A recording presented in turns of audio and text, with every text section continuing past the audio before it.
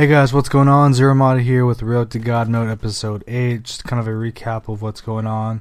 Road to God Mode basically starting off level 1 to 40, trying to level up to the max level with new stuff, new gear, everything like that, and trying to get my mindset towards exactly what to buy, what not to buy, you know, how to play as you progress through levels. Just kind of taking you step by step through the mindset of a player from start to finish, I guess is the best way of putting it.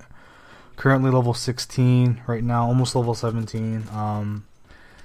Made my first purchase with the medikit permanently. I've always been kind of a big advocate of, you know, not really spending GP on temporary items, especially now with them kind of making one-day items disappear. It's really down to renting items for 7 days, and that's really not that viable because you lose a lot of GP out of that for a non-permanent item. So I think it's really imperative to kind of save your GP until you find some parts that you really like. I mean, use the level up packs that give you trials for items, item parts, stuff like that, to kind of get a gauge for exactly what you want in your build, and then go ahead purchase your permanent item with GP.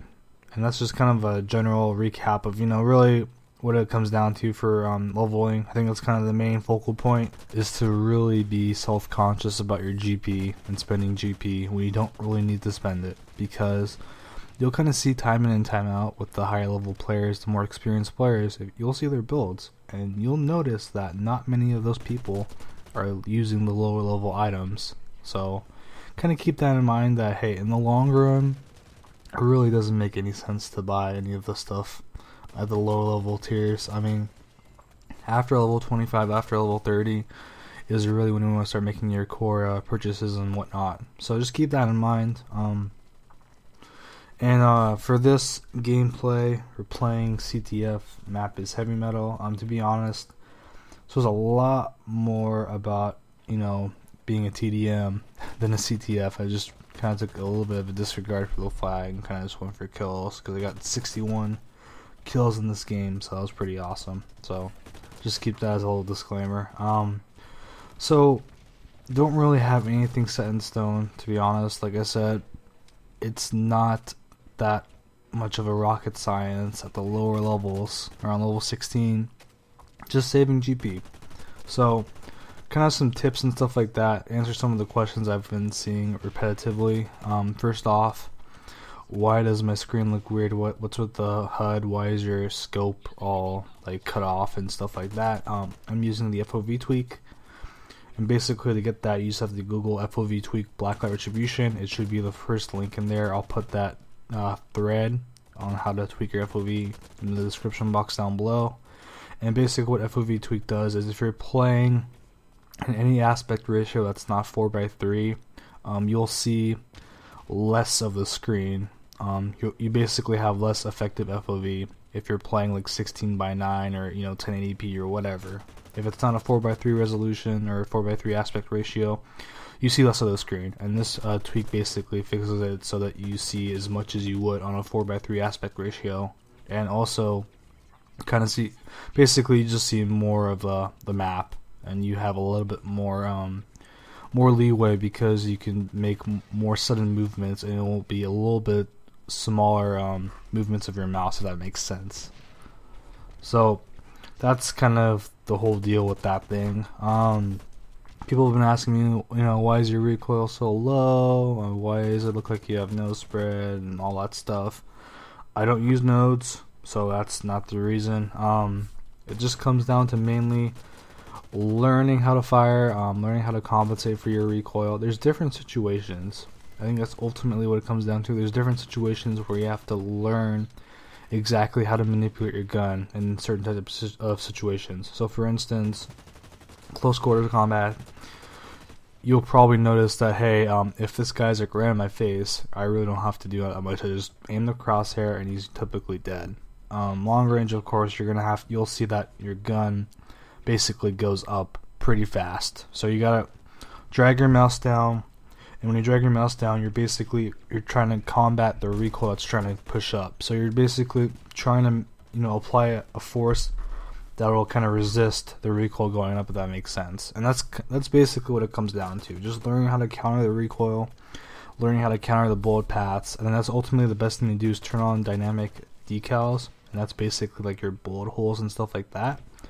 And you'll see where the bullets fly, and you just want to kind of make your or position your gun or resist the bullet patterns in a way that can kind of give you the least amount of spread and recoil, if that makes sense. So that's everything that's kind of down. And really what that comes down to is just practice, repetition, kind of seeing different situations. You'll kind of, it becomes instinctual. I mean, it's all instinct. I mean, once you play enough and once you get a good feeling and good gauge for, you know, exactly how much to manipulate your recoil at certain ranges, I think it'll just become second nature to you. So that's also some tips about how to control recoil and spread on your gun. I think some other good tips that can really help out when you're playing Blacklight, HUD.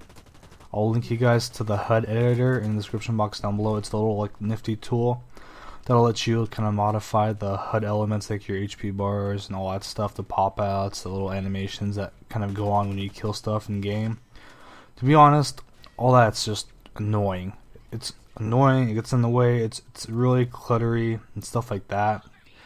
When you're playing, you want a clear area, you want a clear screen and clear focus, and if you've like seen some of my previous videos, I'm kind of been a little bit lazy. I haven't really reinstalled my HUD, but I've been using kind of a custom HUD that gets rid of a lot of the bullshit that you don't really need on the screen.